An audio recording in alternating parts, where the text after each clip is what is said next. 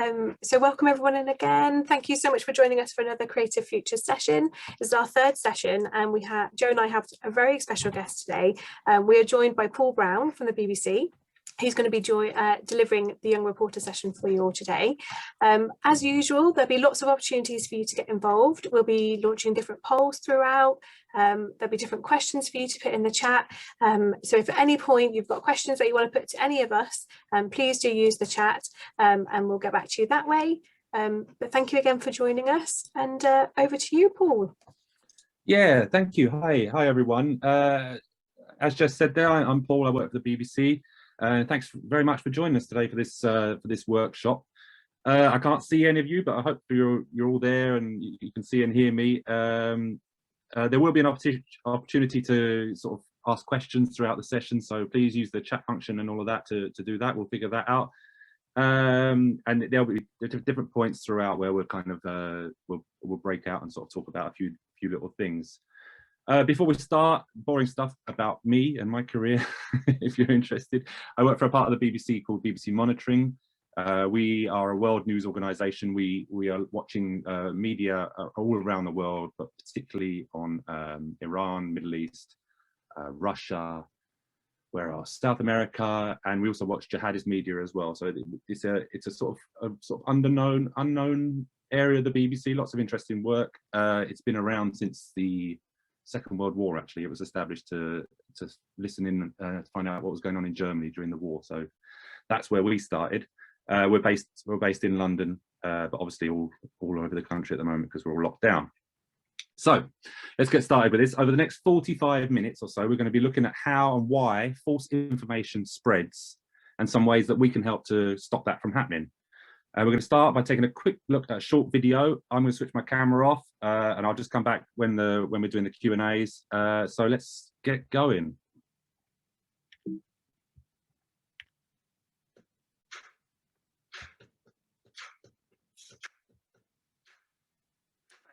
News. We think it's a problem. I think fake news is a problem because it can influence how people make decisions. It leaves me feeling like I don't know who to believe. And it worries me that people are growing up misinformed. And if we're misinformed, how can we understand the world around us? I think it's a problem because it leads to confusion. And we begin to mistrust all news sources. What exactly is it? How do we spot it?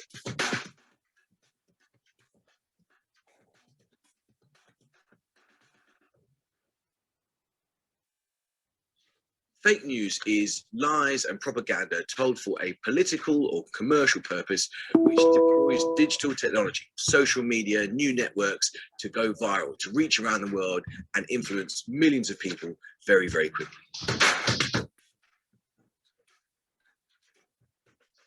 What about news that's just wrong, like when someone's just made a mistake? Mistakes can be made. Journalists sometimes make mistakes too. Or sometimes you might be reading a story and the headline could be misleading. Or a photo in that story could have been changed in some way. It might even have been changed to make you laugh, to make you want to share it. These stories we wouldn't necessarily call fake news, but they are misleading in some ways.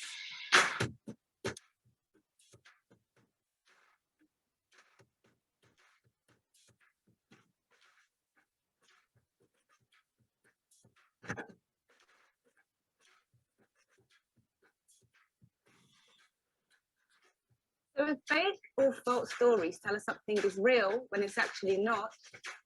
What about when someone tells us something is fake or false when it's actually real and true? If you're a politician who wants to close down debate, then you might use the phrase fake news because you don't want people to ask you questions about something uncomfortable. And that's a legitimate area for democratic inquiry. So it's really important that we're clear about what fake news does and doesn't mean.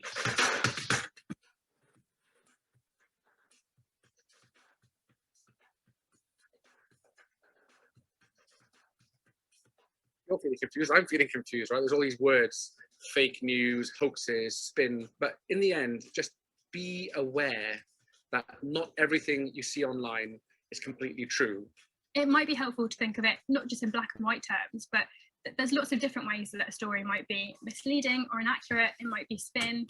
And in all of these situations, it's helpful to step back and just ask yourself, is this likely to be true? Does this feel right? Before you go on and share it on social media and pass that story along.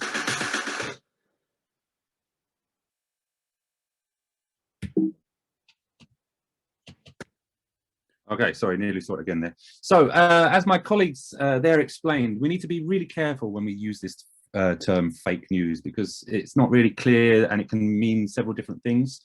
So let's take a closer look at 3 key terms which might help us to understand this whole thing. These are going to be misinformation, disinformation, and then fake news. So misinformation, this is an umbrella term used to describe false, misleading, or out of context material, regardless of the motivation behind it.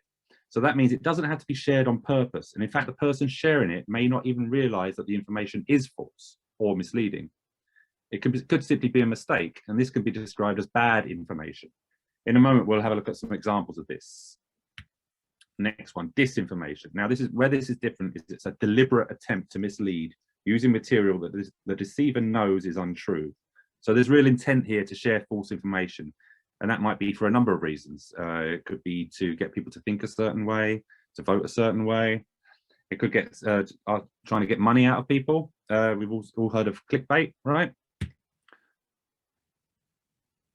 And so although the meaning of this term fake news might seem obvious, it's not. In fact, since 2016, politicians and activists all over the world have used the term as an insult against their opponents or a way to dismiss stories they simply don't like, no matter whether the story is true or not. So as it's become a phrase that people use to obscure or hide the truth, many researchers and journalists have increasingly moved away from using the term fake news. And in fact, you'll notice that the title of this workshop is actually real news rather than the fake news. And that's because we're interested in what's real. You know, we want to spot the real stuff out there. What's true, what is accurate. But before we get into that, let's have a look at the different types of people. Sorry, is my phone going off? So different types of people that share false information and some of the reasons why they might be doing this. So the BBC has a special disinformation unit based in London. And their job is to go through social media, go through the mainstream media and spot and debunk misinformation and disinformation. And they've identified 7 types of people who start and spread viral misinformation. So if we go through each of these in turn. First is the joker.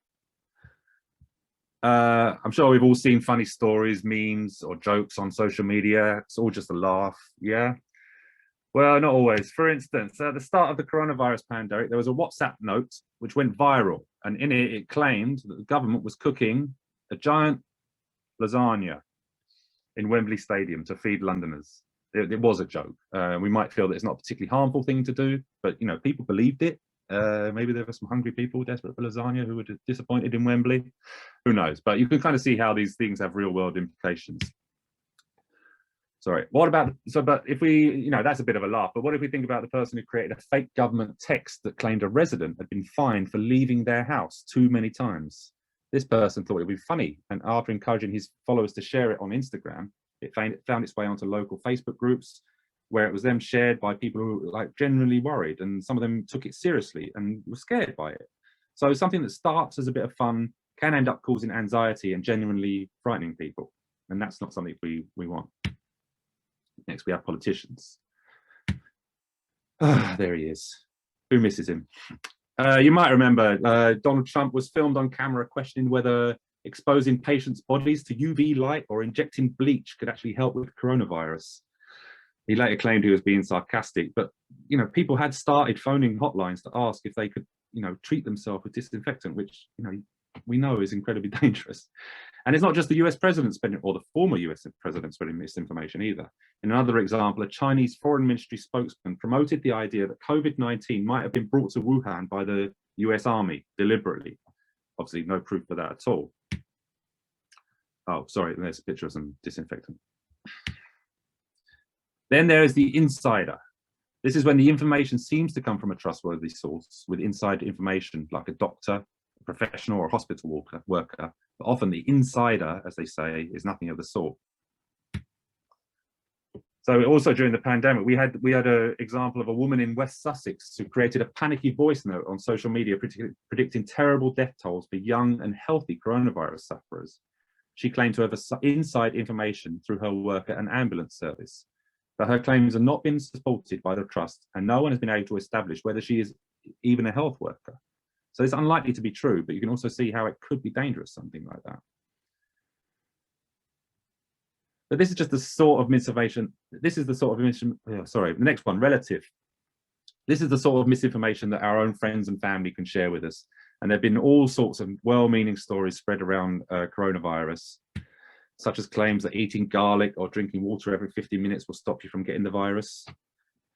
I suppose if you eat enough garlic, you'll stay away from people, so that might help. Your friends and family might pass these on because they're generally trying to help and think they're doing something positive. But of course, that doesn't always make the messages that they pass along true. So we're talking about, you know, again, with the intent or not. This is something just to think about. Scammers. So texts claiming to be from the government or local councils have been generated by scammers looking to make money from the pandemic.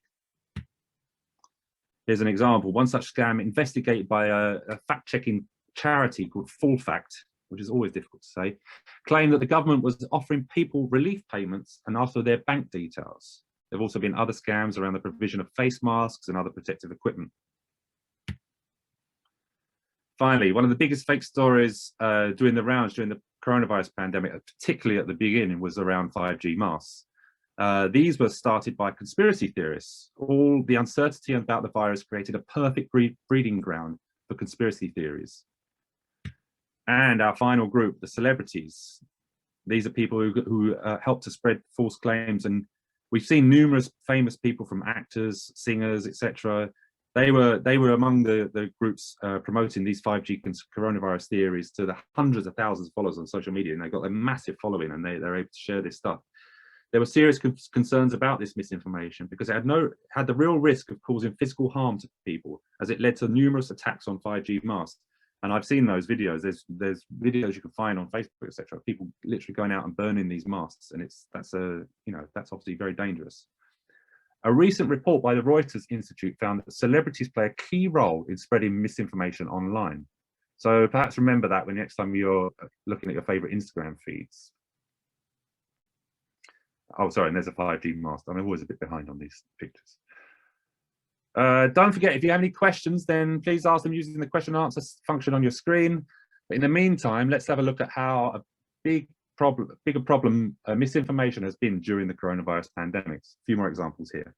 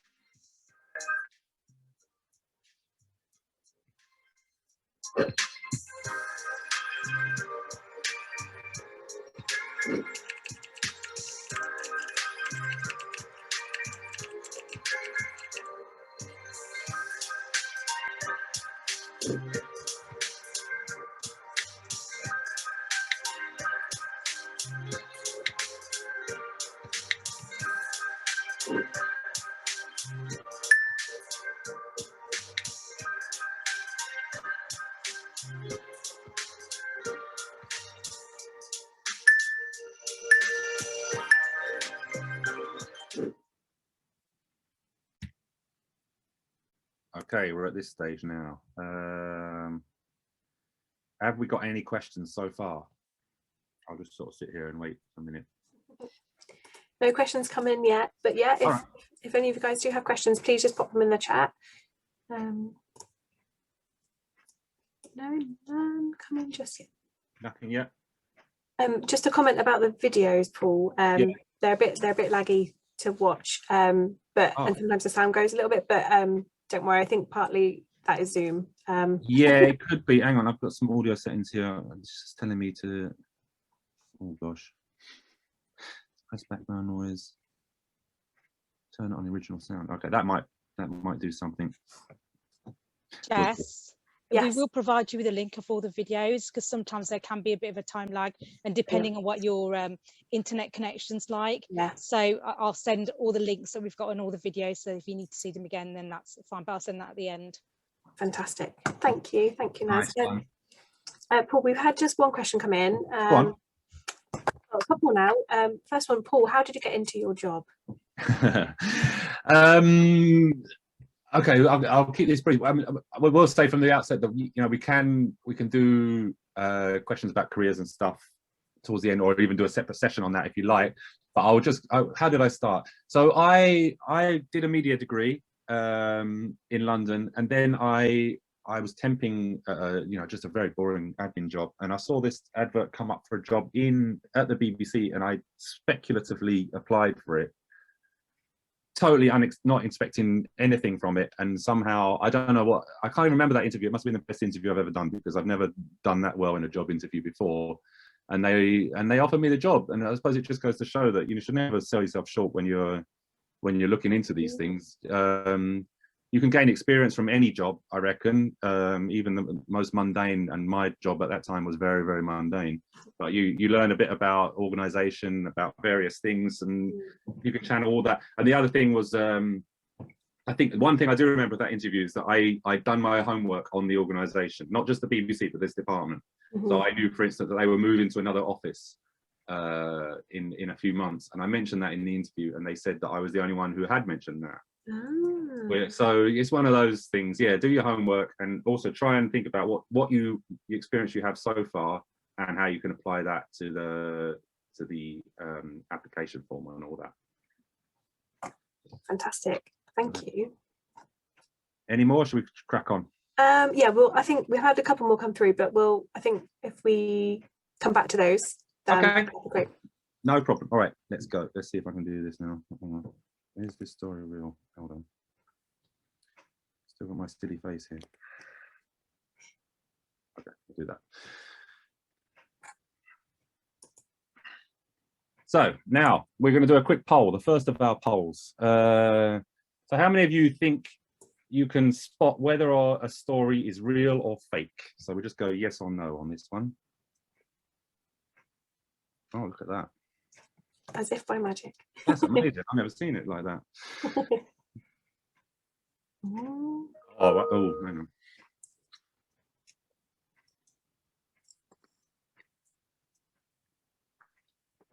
Just a couple more of you to vote.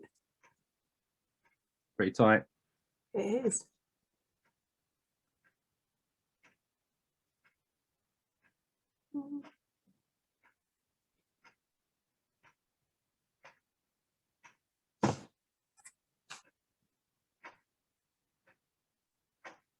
Oh, and a big surge at the end. But yes. Awesome. Okay, is that? Oh no, one more thing. Sorry. Cool. It's not going to change the balance, is it? That's you, yeah. 38. Okay, well, let's test that. Let's test those numbers. Let's see. Where am I? So. Oh, there we go. There it is. 62-38. 16 people say they can spot it. 10 say they can't. Okay, let's have a look at this. Let's see if we can go through a story and figure out how good we are at this. So, oh gosh, sorry. Right, there they are. Okay, so this is a story about One Direction, who the BBC obviously thinks is a very modern band, but I realise they're probably quite old now. So this is an actual headline from the Metro, which is a legitimate newspaper and online site. What we got here? One Direction fan screamed so much at concert her lung collapsed. Right. Okay. So we're going to think about whether this story is true or false, and we're going to go through a few steps to try and figure that out. So a good place to start is to stop and ask yourself: does that sound real? Is it possible? Can you scream so loud at a gig that your lung collapses? You might not be a One Direction fan, but some of you might have seen your favorite band live. Did you scream and shout? Did you lose your voice? Did you wake up with a sore throat the next morning? I've certainly done that a few times. I never collapsed a lung though. You might have. So yeah, let's see how we go. Now let's start to look at the evidence. Let's start with the source. So we know it's a story in the Metro, and we have a name for the journalist here as well, and a photo of them, and we got a date as well, date and time. Even, yeah, down to the minute that it was published. So all of these are good clues and can help us work out if something is genuine or, raise alarms. So starting to do our research, we found this information. This comes from a fan page about One Direction, which says the band haven't toured since 2015. So if this fan page is right, if this fact is right, then these dates don't add up. 15th of October 2017, we've got a report of someone collapsing their lung at a gig, but they haven't played since 2015. So, time for another poll. Based on this, who thinks that this story is true? Who thinks it's false?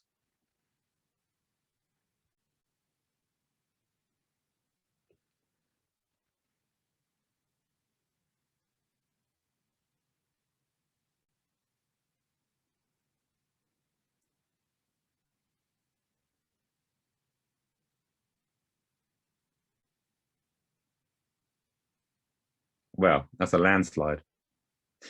92% say false. Okay, let's keep going and see what else we can find out about this slightly odd story.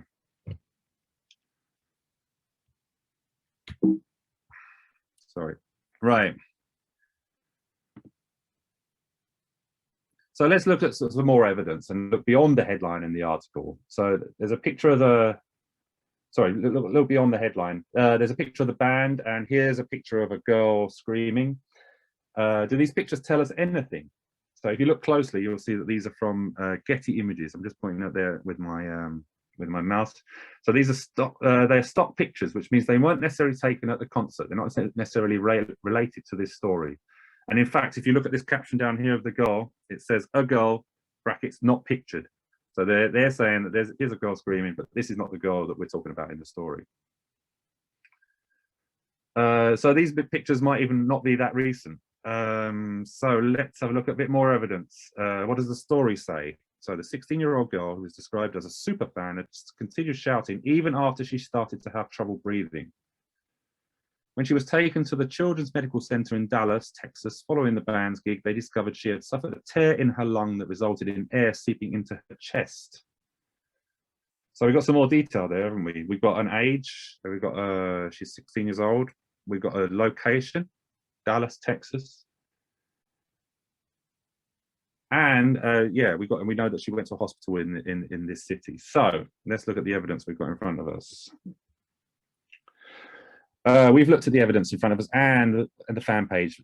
So we've got these two dates that don't add up. We've got the date of the article and the fact that they haven't toured since 2015. We've got pictures that probably aren't from the actual event, but we do have the age of the girl and the name of the hospital. So let's start looking further afield. Let's get away from the metro and start seeing if anyone else has reported this. So we Googled this story and we found it's in the Mail. It's on Buzz, which is an Irish news website which focuses on entertainment, and they've added a little ouch here to the headline. We've got Ventura Broadcasting Company. They're a US-based entertainment broadcaster, and they're less shocked about the story and more admiring of this fan's devotion to One Direction. And we've got this Doctors TV, which is a program on in the US, but it also plays around the world.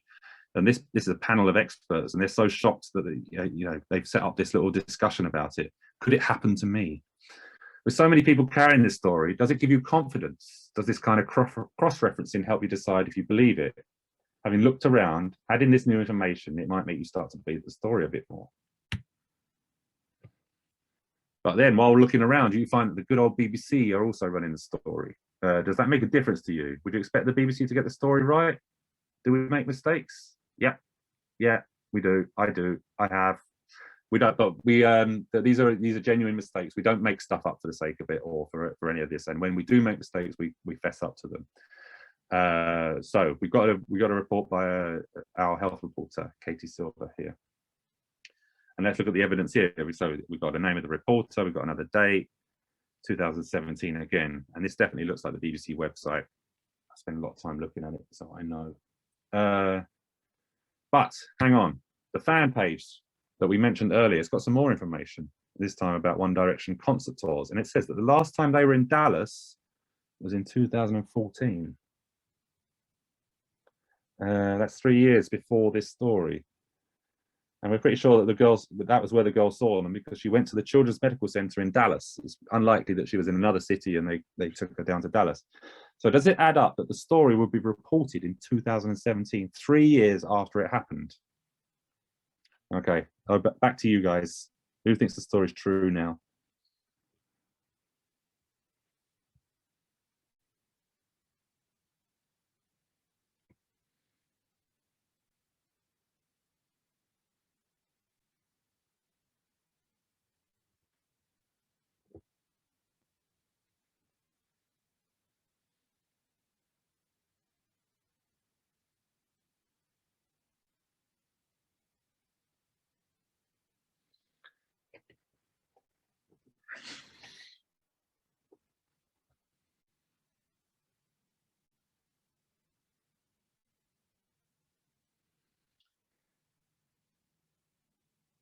Okay, so we're looking at, yeah, 78% no. So I think it's down a bit. I think doubts, you know, more people are starting to believe that this is true now, but still overwhelmingly, you're all saying it's fake. So let's get back into it and see what else we can find out. So let's read some more of this BBC article. It says here hang on, I've got to click here, sorry. So this is some information from the BBC article. It said the story was first published in the Journal of Emergency Medicine. And the Metro also says that this story appeared in a medical journal.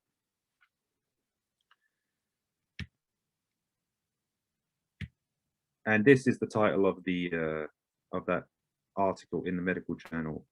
Screaming your lungs out, a case of boy band induced illness. I'm not going to even try those words. But the BBC report has a link to a page that claims to be in the journal. So if we follow that link, we get a report and lots of big complicated medical words, as we saw. This is an interesting piece of evidence to add to the mix. And reading on in the article, we get a name of the doctor who treated the girl, Dr. J. Max Slaughter. Right, a doctor called Dr. Slaughter. Right. Do you want to be treated by a doctor with that name? I don't know. You'd have to be a really good doctor. It sounds like a joke, right? But we've got this name, and this is something else we can go on. So let's check out Dr. J. Max Slaughter. Let's Google Dr. Slaughter and see what we can find out about him. There we go, Wikipedia article. So if you put the name J. Max Slaughter into a search engine, up pops this Wikipedia entry. And, strangely enough, an IMDb page, and it seems he sang in a boy band as well, called Sons of Harmony. But you can also, if you Google this guy, you can find this, Dr. J. Max Slaughter, Texas College Emergency Physicians Award. So here's someone who, I mean, let's face it, they look alike, these two guys. One's got better hair, surely, but apart from that, they do look pretty similar. And this is a hospital in Dallas, got the name. So where are we going for now? So let's add it all up. We've got a story about a girl, but we've got no name for her, but we do have a location. We've got the name of a doctor, but he seems to have been in a boy band as well, which is really weird. We have lots of news outlets running the story, dated 2017, but the One Direction fan page tells us One Direction haven't toured for several years and haven't performed in Dallas since 2014. So, for the last time, who believes the story is real and who thinks it's false? Let's see what the numbers are saying.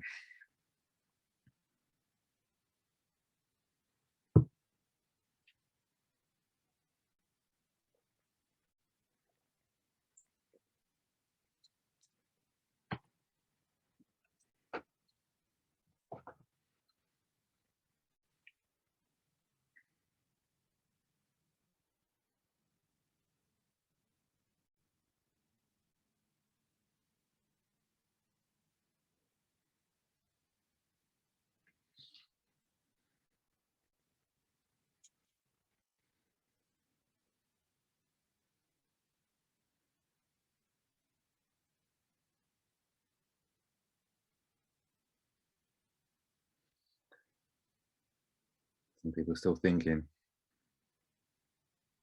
But it looks like it's more, again, a bigger climb towards no. Oh no, maybe not. Last one.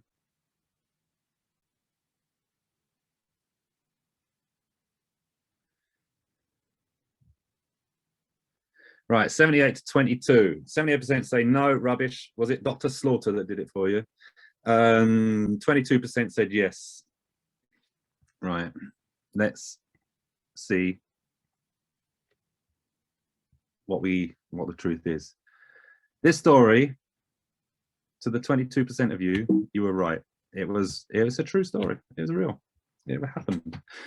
It's a very difficult one to work out. Lots of dodgy stuff in there, but it was a real story. A girl's lung collapsed at a One Direction concert. Sorry. So what happened is our reporter Katie Silver at the BBC, she wasn't convinced either. She was like the 78% of you there. She really thought this all sounded like nonsense. So she took a very similar path to the one we took. But she discovered the medical article and researched Dr. J. Max Slaughter, and she went one step further than us, and she gave him a call. She gave Dr. Slaughter a ring. This is not something that we would do, you know, but as a journalist, she can do that. She can get in touch with people. But by getting hold of him and speaking to him directly, she stood the story up, as we say, and solved the mystery of the time lag. Because to get a paper published in a medical journal can take a long time because of all the checks that need to take place, peer review, that kind of thing. They want to make sure everything's true. They're not a news organization like us. They've got time to make sure everything's factual. So at the time of the incident, the fan did not go public with the story to the press. And in fact, she still hasn't identified herself, hence why she's not named. So sometimes even the most unbelievable stories turn out to be true. But the most important thing is the skills we've just used in this exercise, the way we've just questioned and researched, looked for little details, taken them further, see where they take us. That's what journalists do, and that's in this day and age. That's kind of what we have to do with anything we see on social media, because we just got to be so careful. So, what checks did we do? Let's go back over that. We asked, is this real? We checked for evidence and worked out if the evidence added up. We looked around at other sources. And all these checks can help you build a picture, like piecing a puzzle together to help you decide if you trust what you are reading and think it's true. It helps you make a more informed decision. You might not always get it right, but just stopping and thinking and questioning stories in this way can help. And look at how cleverly we've done this. If you look at each of these steps, they spell out the word real, and that's a good way to help you remember it. So let's break for a moment. Let's all catch our breath after all that excitement and watch another short film. I hope this sounds and looks better than the other two. And then we'll get some questions. So if you've got any questions, stick them in the chat now and we can take them on after this video.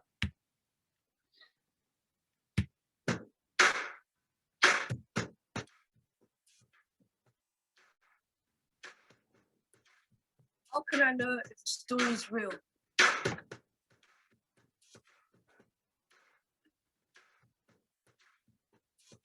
There are a few things you can do to check out a story.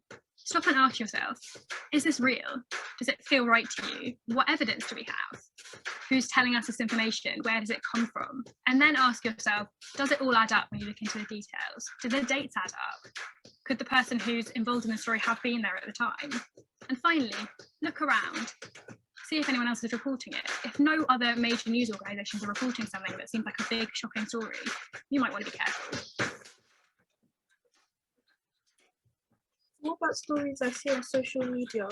Look at the language that people are using. Are they using lots of capital letters, exclamation marks, random characters? How long have they had the account? Do they link to a website where you can see more information about them? Is the account verified? On lots of platforms now, there's a little blue tick next to the username, which says that this has been verified by that service. And thirdly, cross-check. Can you find this person elsewhere on the internet? Who else have they talked to? What else have they talked about? When you're looking at pictures and video on social media, my top tip would be always check the source. Who's posted it? Where have they posted it? The time that it's posted. But my ultimate tip is you can always reverse search a picture and see how many times that picture has been used before. If it's been used lots before, it might not be original. It may have even been used for another story.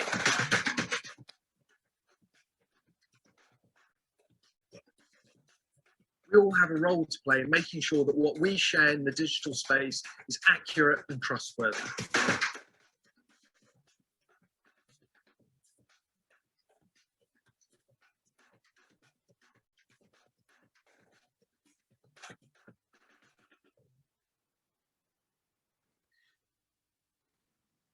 Okay.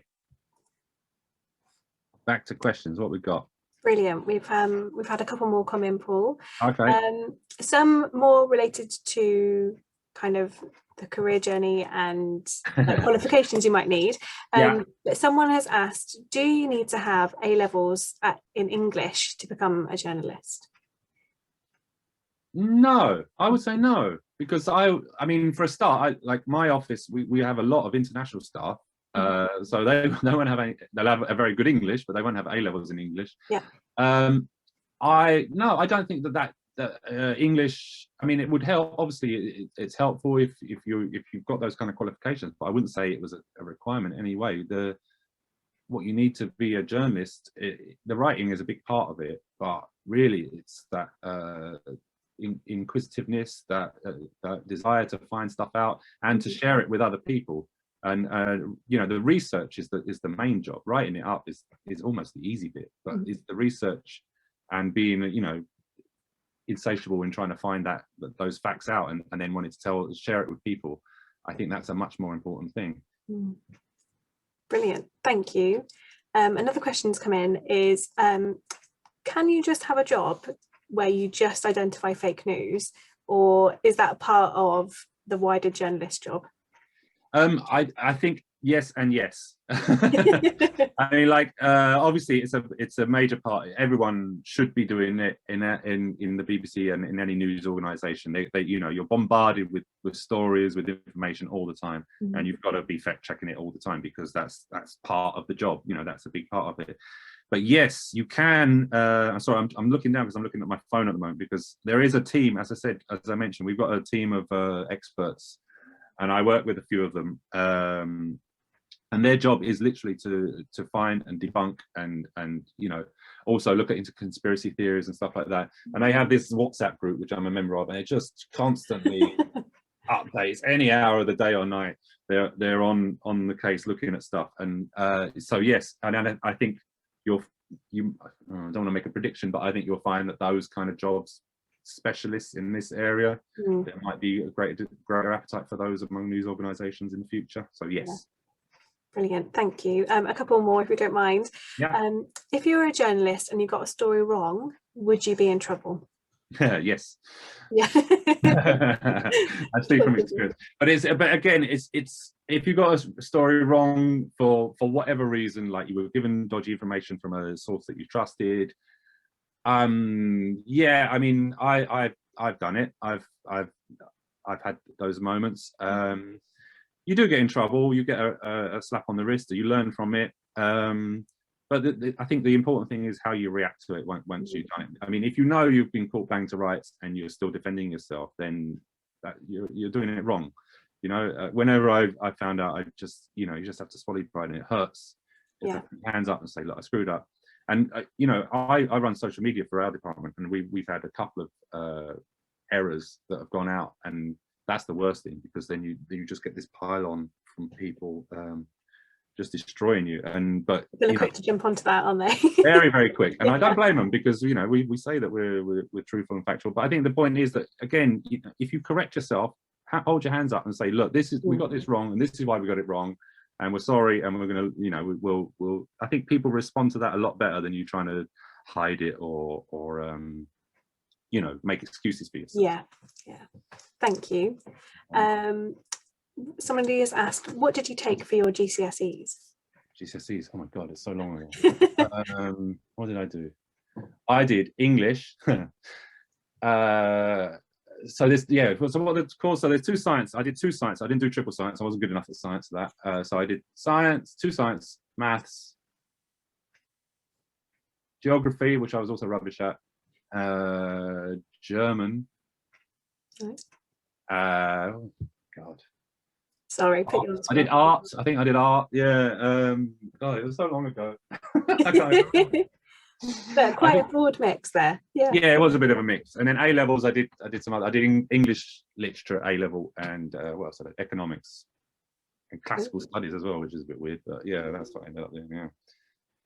Thank you. And the last question for now: how would you know the author of the story is legitimate and writing the real story if they're not verified? Because it could just be that they're a new author. That is a very good point. And I mean, if you're doing this in an amateur way, I think you look at other things. So if it's a new author, if it's something that's been shared on social media, you look at what else they've been sharing on there. You know, is it, as someone said in the video, you know, the way that they present information, if it's like sort of designed to elicit an emotional response for you, like from you, to get you angry or to get you annoyed, or if they're using capitals and all of that, then you can start, you know, alarm bells can start ringing. If their timeline is full of other sort of questionable stuff, then you can start thinking about that. But yeah, it's very, very tricky, of course.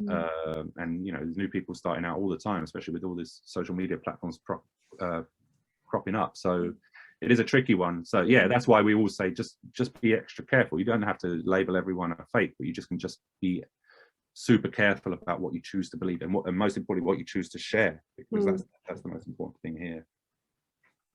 Awesome, thank you. Right, shall we get going? I've got another video coming up. Was that last one better at all, or was it the same?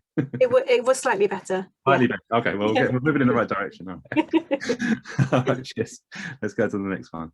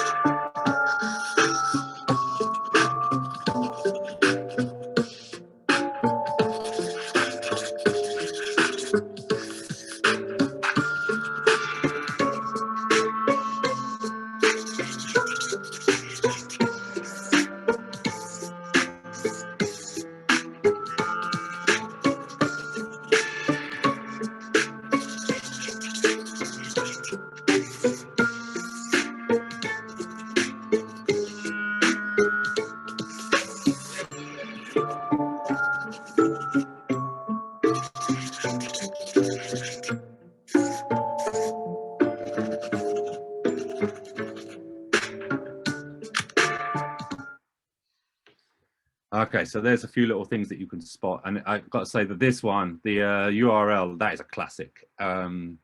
Sites that are made to look like something else, but then they have to use a different URL with some dodgy spelling. That's always the first place to look. That's a really good one to check out.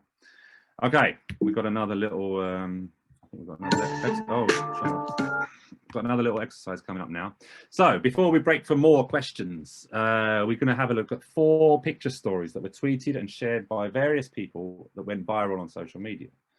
They're all about how animals have taken over various towns and cities during the pandemic. But which of these are real and which are fake? So let's have a look. First one, a herd of goats in Llandudno.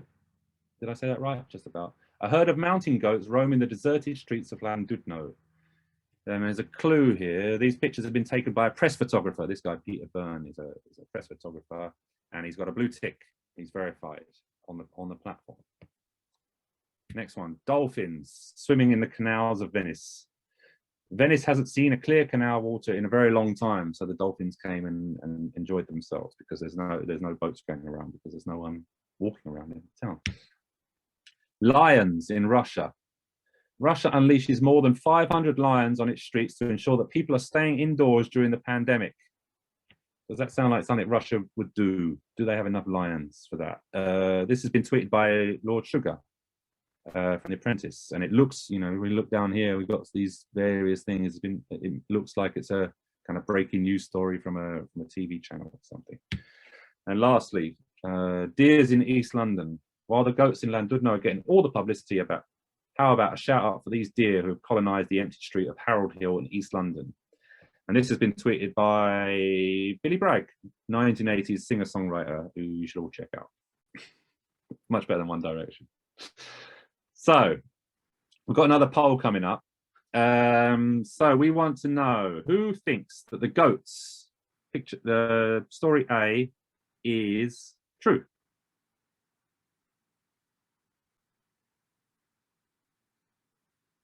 Oh, okay, let's do it that way. Yeah, all 4 at once then. If you think they're true, say so.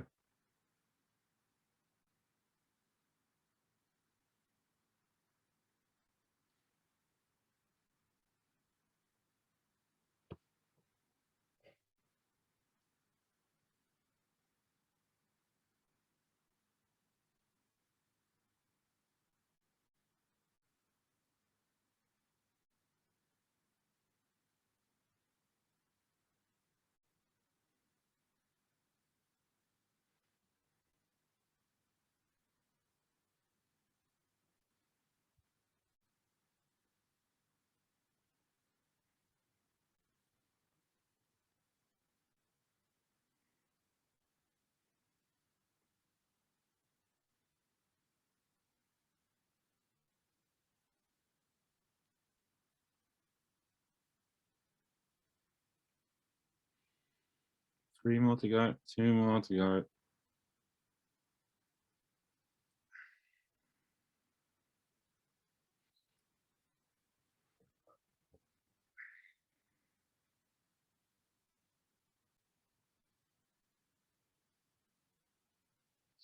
Okay.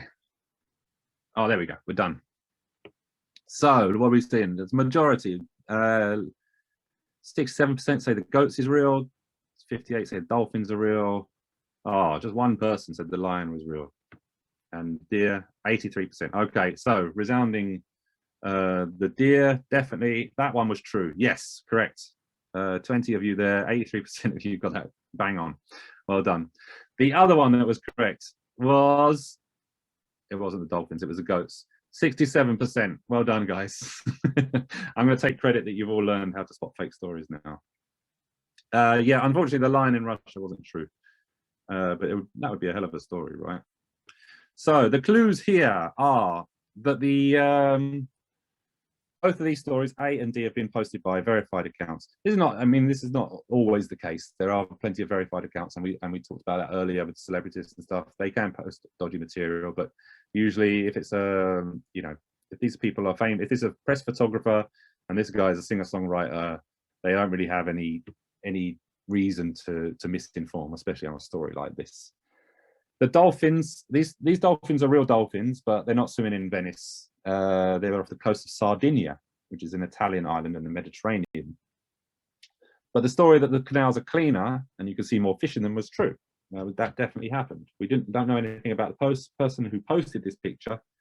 There's no blue tick here, or even if they were where they say they were when they took these pictures.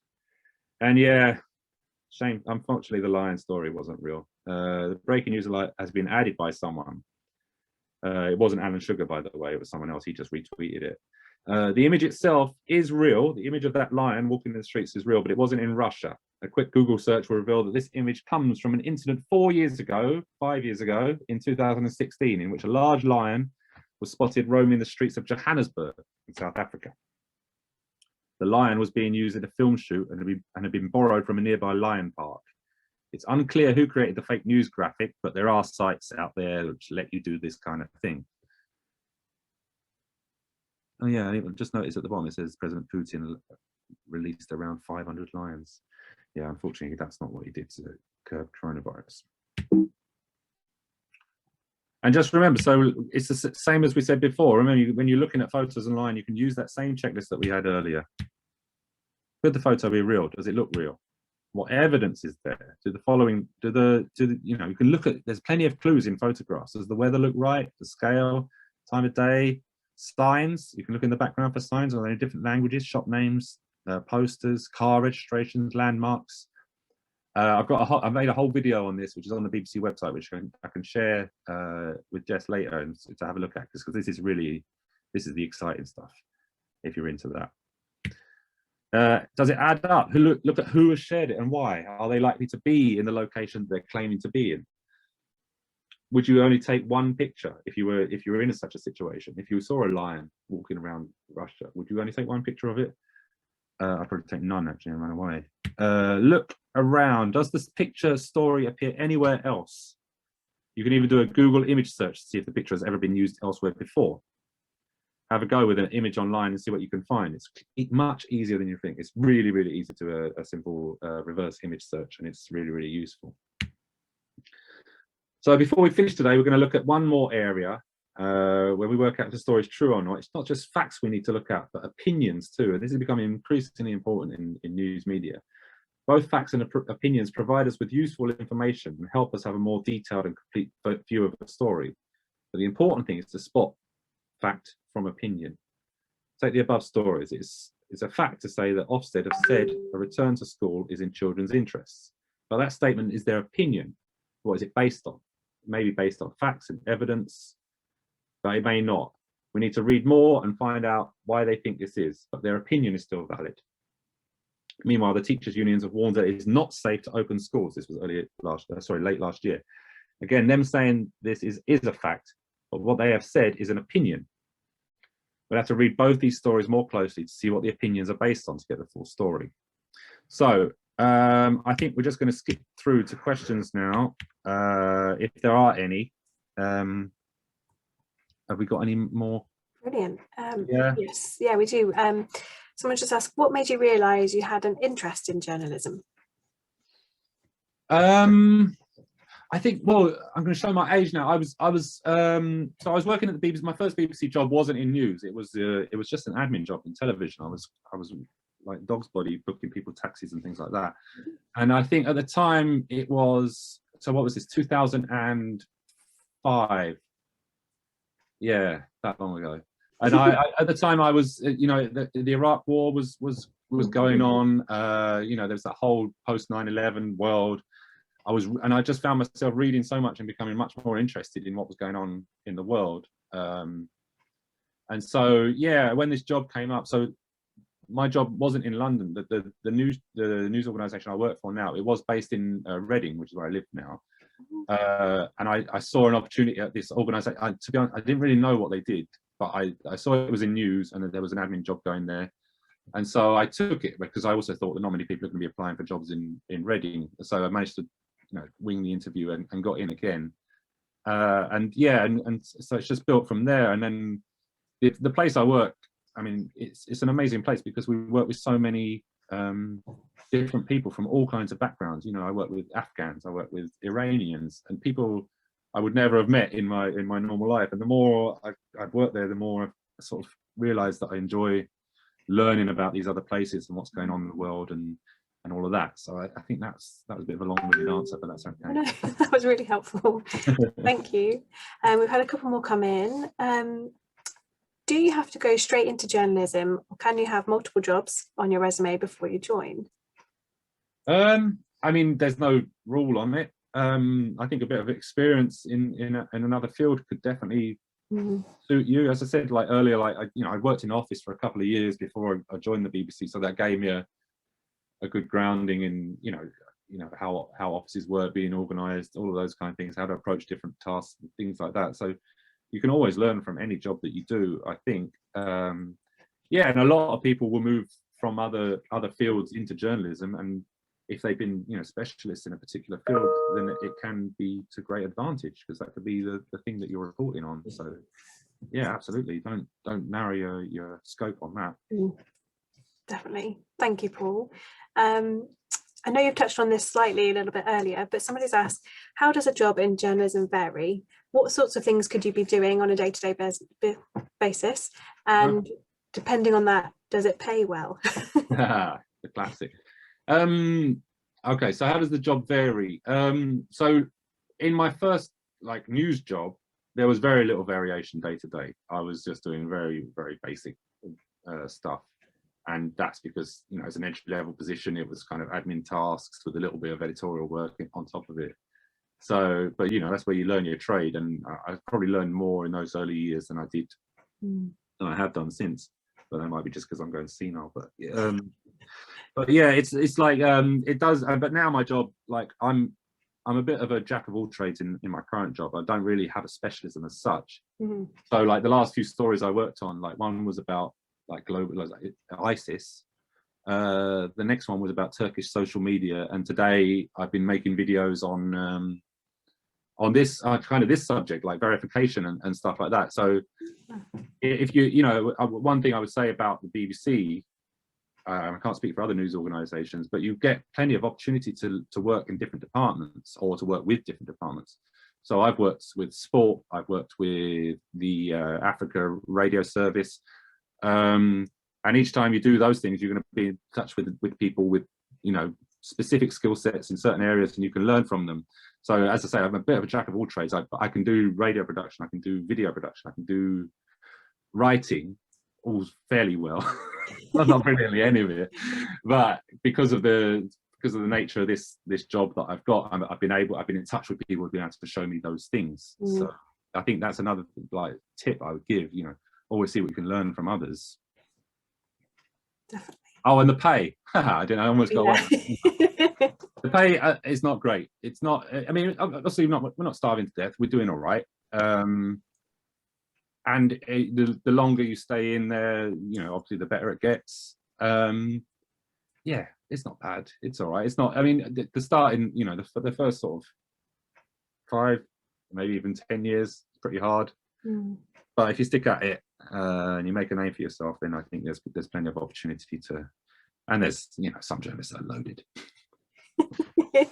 Can I just add to that? So I'm Naz and I work for the BBC, and I run the Young Reporter project. So the BBC does have lots of apprenticeships. So it used to be that you might need to go to university in order to get a job. Now there's different routes in. So we have lots of different apprenticeship schemes in journalism, production, engineering, there's support services, cybersecurity. You know, we need people who are interested in maths, you know, as I said, people who like working with the people in HR. So there's loads of different jobs that are now sort of available in the BBC.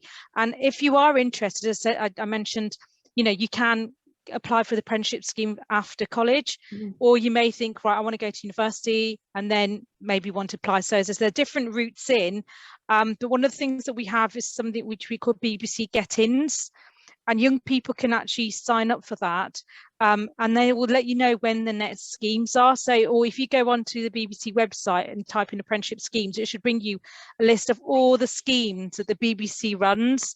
And it gives you a bit of an idea, but the get-ins are really useful because normally what used to happen, you'd get invited into a BBC building and you'd find out all about the apprenticeship scheme. So you'd get a bit of insight as to the sort of things that we're looking for.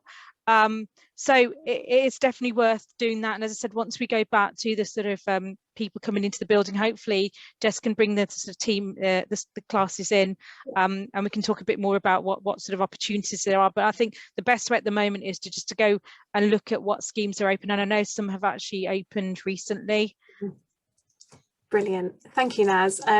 Just to say, along with the videos that we'll send out after this, we do have a PDF with lots of different links about where to find out that information that Naz has mentioned, and the variety of different universities. Because Paul, I know you mentioned you did a media degree. Yeah. So we'll share some information about that too. Thank you so much for all of your questions, and thank you so much, Paul and Naz. I'm just a bit conscious of time. We do have a couple of kind of feedback polls that we'll just launch now. But please, on behalf of everyone that's joined us tonight, big thank you to Paul and Naz. I'm sure people are virtually clapping at home. We really appreciate your time, and that was really interesting. Thank you. Yeah. Thank you.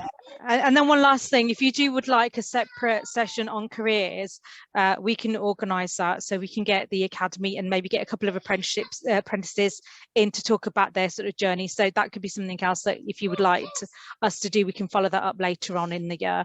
But thank you everyone. I can't hear you or see you, but thank you. I hope you enjoyed it and find it very useful. Thank you, Paul, and yeah, thank you. Cheers. Thank you all. Thank you.